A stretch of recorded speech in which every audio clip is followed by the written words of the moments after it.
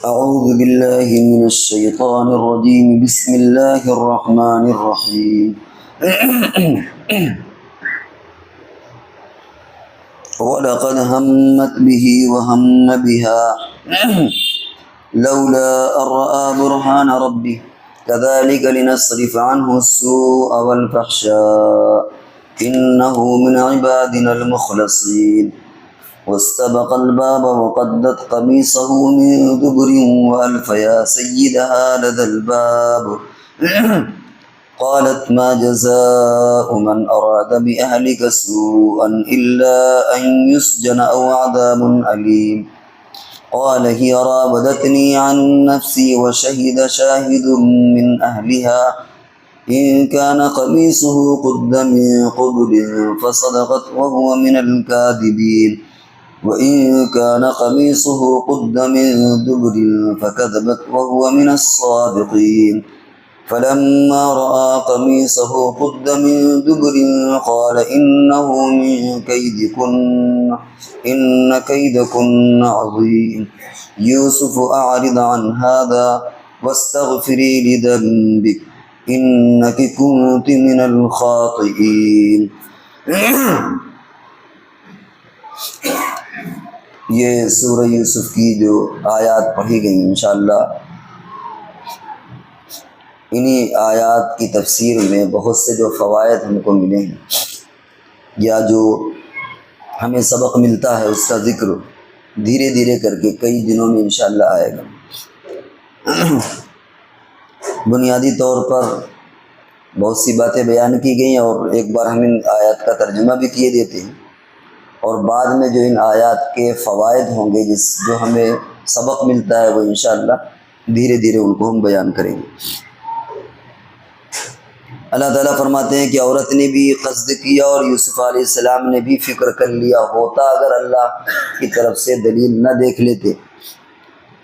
یا یوں کہ یوسف علیہ السلام کو بھی خیال گزرا. یہ ایک الگ بات ہے کہ اس خیال پر اللہ کی طرف سے کوئی پکڑ نہیں ہے اور وہ خیال آنا نبوت کے منافی بھی نہیں. اور ہم اسی طرح پھیر دیتے ہیں برائی کو بے حیائی کو جو ہمارے مخلص بندے ہوتے ہیں ہم ان کو گناہوں سے بچا لیتے ہیں. اب یہ دونوں دوڑے یعنی یوسف اور جو زلیخا یہ دونوں دروازے کی طرف دوڑے. وقدت قمیصہ اور عورت نے ان کے کرتے کو پیچھے سے پھاڑ ڈالا یعنی پکڑ کے کھینچا وہ پھٹ گیا. جب یہ دونوں دروازے پر پہنچے تو ان دونوں نے زلیخا کے شوہر کو دروازے کے پاس پایا. اس نے فوراً کہا کہ اس شخص کی سزا کیا ہوگی جو تمہارے بیوی کے ساتھ غلط ارادہ کرے سوائے اس کے کہ اس کو قید میں ڈال دیا جائے یا سخت سزا دی جائے اس کو. یعنی ایک طرف تو یہ کہ اس نے خود یہ جرم کا ارتکاب کیا یوسف علیہ السلام کو پھسلایا بہلایا محبت کا اور عشق کا اظہار کیا لیکن جب اس نے دیکھا کہ ہم پکڑے گئے میرا شوہر میرے سامنے کھڑا ہے اور ہمارا راز کھلے گا تو اس نے الزام یوسف علیہ السلام پر ڈال دیا. صاحب میرا قصور نہیں ہے غلطی اس کی تھی حالانکہ وہ ملکہ تھی اور ایک ایسا شخص جو اس کے گھر میں بحیثیت غلام کے رہ رہا ہو اس کی رسائی یہ ممکن نہیں ہے کہ وہ گھر کے اندر تک پہنچ جائے زبردستی لے جائے اس کو لیکن بہرحال اس نے الزام ڈالا. اس سے جو جھوٹی محبت اور جو عشق ہے اس کا بھی پول کھلتا ہے کہ دنیا میں ایک مقصد ہوتا ہے اگر انسان کو مقصد پورا ہوتا ہے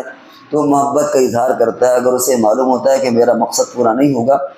تو اس کا انجام یہ ہوتا ہے ایک طرف عشق کی دہائی محبت اور کہاں تک وہ فریفتہ تھی دیوانی تھی اور دوسری طرف جب اس نے دیکھا کہ میرا مقصد تو حل نہیں ہونا تو اس نے فوراً الزام ان کے سر پر ڈال دیا اور ساری محبت اور عشق رفع چکر ہو گیا. یہاں تک کہہ دیا اس نے کہ یا تو ان کو جیل میں ڈال دیا جائے یا سخت سزا دی جائے. یوسف علیہ السلام نے فرمایا کہ ہی راودتنی میرا کیا قصور ہے دراصل اسی نے بہکایا ہے. میں تو نہیں چاہتا تھا کہ راز کھولوں میں اور اس راز کی افشا کیا جائے لیکن اب کیا کیا جائے جب خود ہی اس نے غلط بیانی کی تو اب میری ذمہ داری ہے کہ میں اس راز کو کھولوں اور حقیقت حال کو بیان کروں. انسان کو کسی کی برائی نہیں کرنا چاہیے لیکن جب اپنی عزت پر بن پڑے تو پھر حقیقت حال واضح کر دینے میں کوئی حرج نہیں ہے. اب یہاں چونکہ اگر یوسف علیہ السلام خاموش رہتے اور یہ سوچتے کہ بھائی ایک عورت ہے اس کی بے عزتی نہ ہو اس پر پردہ ڈالو تو یوسف علیہ السلام کی شخصیت داغدار ہو جاتی ہے۔ اس لیے یوسف علیہ السلام نے پھر بغیر کسی لحاظ کیے صاف صاف بتا دیا کہ دراصل اسی نے مجھے بہلایا پھسلایا، یا اس نے مجھے پھانسنے کی اور پھنسانے کی کوشش کی تھی۔ وہ شہید شاہد من اہلہا، اور ایک گواہی دینے والے نے گواہی دی۔ گواہی کس نے دی؟ بچے نے دی یا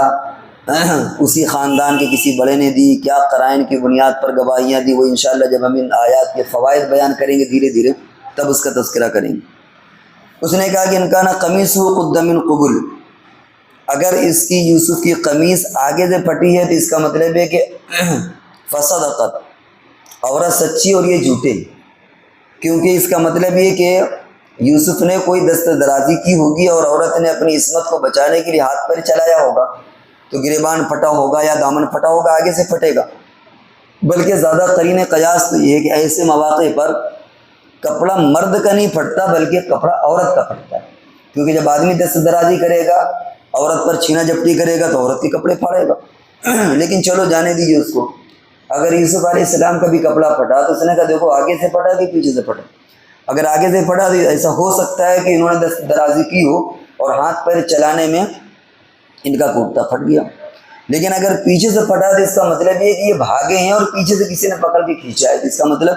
قرینہ اس بات کا ہے کہ یوسف سچے ہیں اور یہ عورت جھوٹی۔ تو وَإِنْ كَانَ قَمِيصُهُ قُدَّ مِن دُبُرٍ، اور اگر قمیص پیچھے سے پھٹی ہو فَكَذَبَتْ وَهُوَ مِنَ الصَّادِقِينَ،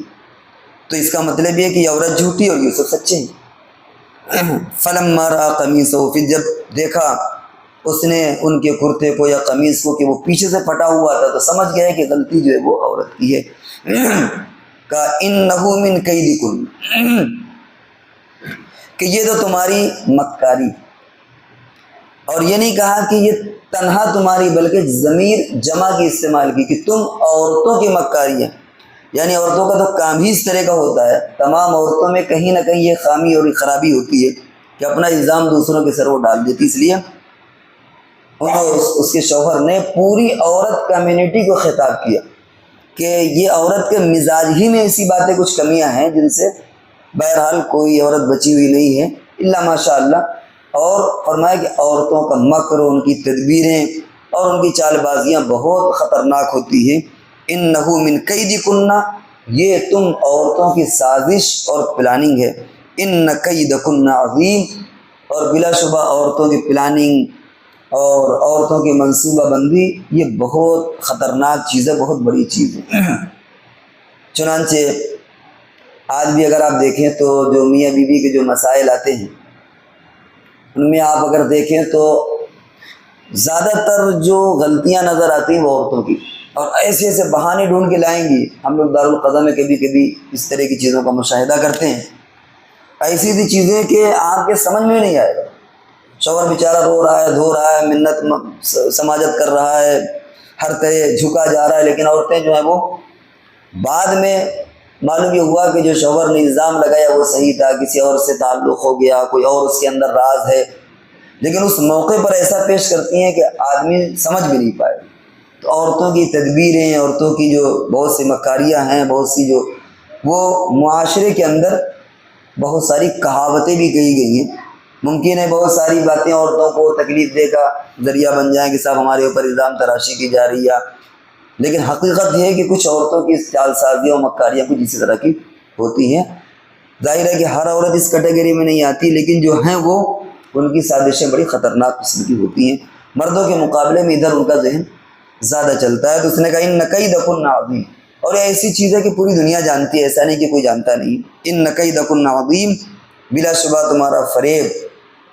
اور تمہاری چال بازیاں ہیں بڑی خطرناک ہیں۔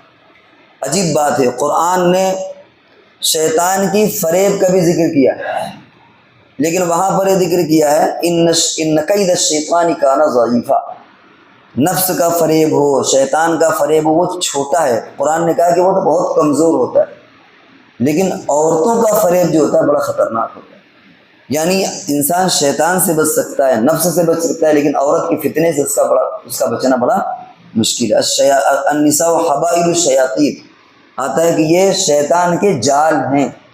جب انسان کو پھانسنا ہوتا ہے تو شیطان عورتوں کا جال پھینکتا ہے، اور ایک سے ایک بڑھ کر کے متقی، پارسا، بزرگ سب اس جال میں ٹنگے اور کھینچے چلے آتے ہیں، بڑے بڑے لوگ عورتوں کے فتنوں کا شکار ہو جاتے ہیں۔ یوسف اعرض عن ھذا، یوسف ان سے درگزر کرو، واستغفری لذنبک، اور عورت کی طرف خطاب کر کے کہا کہ اس سے معافی مانگو، استغفار کرو، انکی کنت من الخاطئین، کیونکہ غلطی تیری ہی۔ تو یہ جو آیات تھی ہم نے رکوع تک ہم نے ترجمہ ان کا کر دیا ہے،